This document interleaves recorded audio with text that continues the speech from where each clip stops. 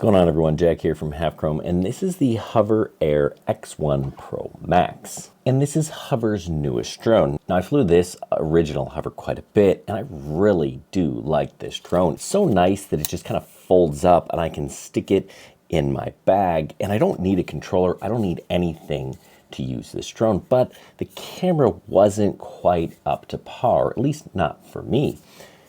That's where this guy comes in. It is a little bit larger, but this camera, the camera on this guy is substantially better. Pro Max version will do 8K video, or if you're not into 8K, you're like, I don't need 8K, Jack.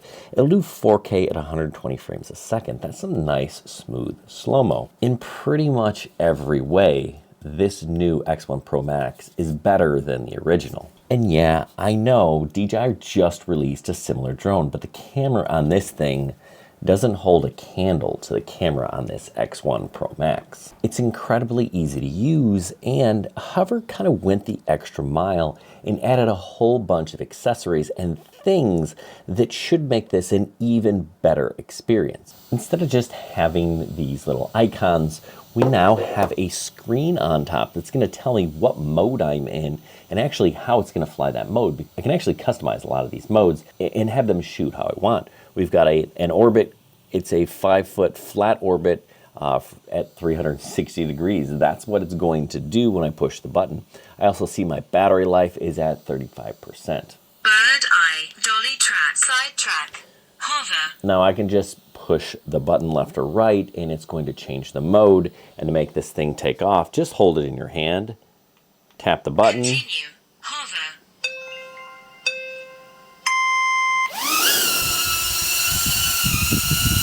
And it'll take off. I want it to land. I just stick my hand under it and it lands. This thing is super easy to fly. And I can fly just like that. I don't need a controller or anything. Now they do actually have a controller and a few accessories that kind of make this thing even better than it already is. Now, just kind of looking at it, we've got some sensors and cameras on the bottom, sensors and cameras in the back. Yeah, this thing has obstacle avoidance, and it's great as a follow me drone. It does really pretty darn well following you as a subject. I think it really shines as a standalone product. Great for selfies, it's great for orbits, it's great for up and aways, it's great for all of those modes. It just does it really well. Now this one, you can fly over different terrain, you can fly over water, which I found out the hard way. This one, I know it, most drones say don't fly over water. Do not fly the original over water. I ruined a battery, but I did save it before it landed in the ocean. But this one, actually, you can fly over water. So it just does a whole lot more. I really like this drone, and I'm absolutely going to throw this in my backpack so that I have it with me at all times, because you can just take it up, push a button, boom, it's up in the air, and it gets really good pictures and video. I do like that I now have the option to store video on this SD card as well as internally. But I also want to talk a little bit about some of the accessories that you can get when you're flying with this thing. They have this controller, right?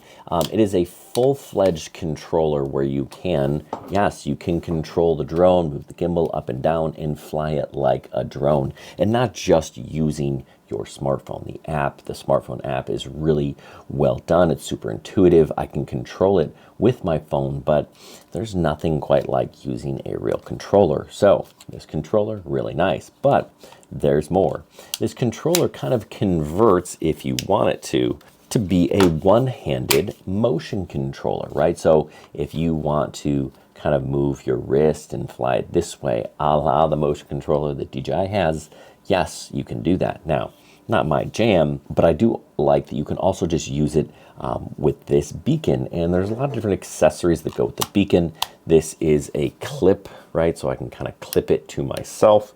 There is even a microphone built into here. I can do this either with the beacon or with my cell phone. I can record audio, and then they process the whizzing blades out. It's pretty fantastic. So we'll take a look at that video and then some pictures. All right, so it is currently recording my voice as I'm doing a dolly track. We'll see how well it does. It's using this microphone on my phone. You can also use the microphone on the what is this thing called? This little dongle, the beacon. You could use the beacon that also has a microphone. I'm not sure that the beacon actually adds a total ton of functionality. Because you can just use your phone. I guess it's supposed to have a better signal, but my testing with the phone is actually pretty impressive. I don't know that you necessarily need the beacon. Let's get out of the street before this car kills us. And we'll see if you can dolly track my bike. We're having some go around that. Oh, come on. Tree. I mean, we have obstacle avoidance, don't we? We avoid anything at all? I don't know. So it is still recording some audio in my pocket. Just I wanted to show that it still can, and it does take out the drone. But really, do you need to hear? Do you need to hear yourself talking while you're filming? Probably not. A lot of times you're just going to add music or something after the fact. This drone does a nice job in follow me mode. And I got this bike up to about 28 miles an hour, and it does a decent job. Now, it does best following from behind or from the side, the dolly track. It's fun, but that's more of a walking type of thing. This drone absolutely excels doing those quick shots, right? Here's a little orbit, just push the button and go. You can see I'm messing around with the Neo. Yes, it's better than the Neo. Here we have an up and away. I believe we call this one the bird's eye view. And then here we're doing a sideways track. And yeah, I'm just going to go for a jog. You can see I have my jogging outfit on, of course. But it does keep up with me pretty well up until, oh, yep, right there when it hits the bush. But I do like that you can fly this drone as a drone. This I was using here, the controller. I put the beacon and the two sides on it, and then I control it much like a traditional drone. So if you're thinking, do I want this? Do I want a mini or something? Yeah, you can fly this like a drone as well as use it for those quick shots and just get it up and in the air to take some pictures. Yes, it does fly over water. You always have to be cautious when you're flying over water, but that was something that the original Hover really struggled with, is flying over water or really, similar surfaces, flat surfaces, surfaces without a lot of texture. And this one does much better. There are some indicators that'll tell you if it's ready to go in that mode or not. And this is me actually flying in manual mode. You can kind of see me here coming towards it now, but yeah, a lot of fun to fly. This here was also done in manual mode, but the wind was pushing this thing around. I was certain this footage would be shaky, but the gimbal did a really nice job of smoothing it out. From the ground, it was moving all around in the wind, but yeah, impressed at how well it did. Now, is it perfect? No. Is this the drone that you're just going to use on windy days? No, that wasn't what it was designed for. It's nice that you can fly it manually, but it was made to get up in the air and do selfie-like stuff. But at the end of the day, I'm going to use this thing as a selfie drone. One of those drones I just throw in my backpack, and it's always with me.